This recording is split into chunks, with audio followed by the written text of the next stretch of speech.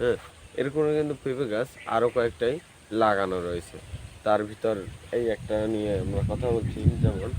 আর এই পেঁপে গাছের কিন্তু বেশি একটা জায়গা দরকার হয় না।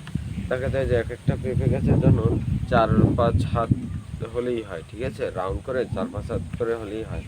আর পেঁপে গাছটা কিন্তু অনেক উপরে চলে যায়। আর পেঁপে গাছ খুব নরম হয়। মানে অনেক নরম হয় পেঁপে গাছটা।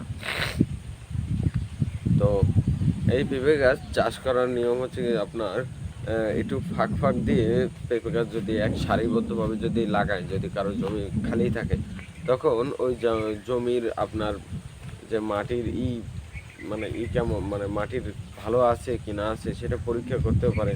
আর যদি মাটি যদি ভালো না থাকে তাহলে ওটা আপনার চাষের উপযোগ্য করতে হবে, যেরকম সার, হ্যাঁ, গোবর, মানে গরুর যে মল যেটাকে বলে সার, গোবর ফাঁস, হ্যাঁ, ওইটা আরও বিভিন্ন ধরনের এই সার আছে।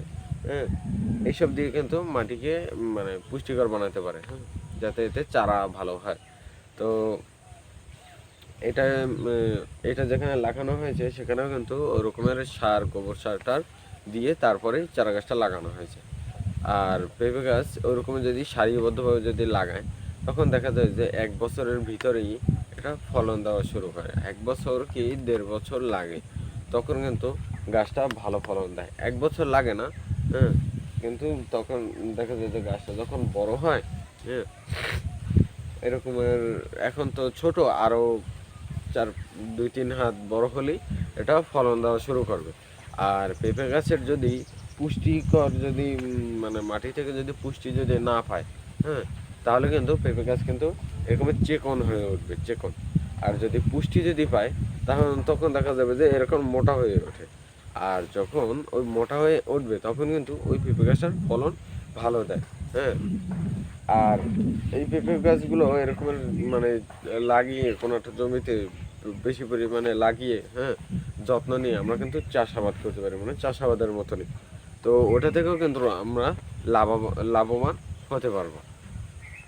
যেভাবে ওটার যে ফলগুলো যে হবে, হ্যাঁ, ওটার পেঁপে গাছটা থেকে যে ফল হবে, ওই ফলগুলো যদি পাকে তাহলে কিন্তু প্রচুর দাম। দেখা যায় যে একটা পেঁপেতে যদি 1 কেজি কিংবা 2 কেজি হয়, দেখা যায় যে ম্যাক্সিমামই একটা পেঁপে গাছে 1 কেজি কিংবা 1.5 কেজি এরকমের ওজনের পেঁপে হয়। হ্যাঁ, তো ওই পেঁপেগুলোকে কিন্তু পিস হিসেবেও বিক্রি করা হয়। হ্যাঁ, ওগুলো কিন্তু পিস হিসেবে বিক্রি করা হয় আমাদের এদিকে।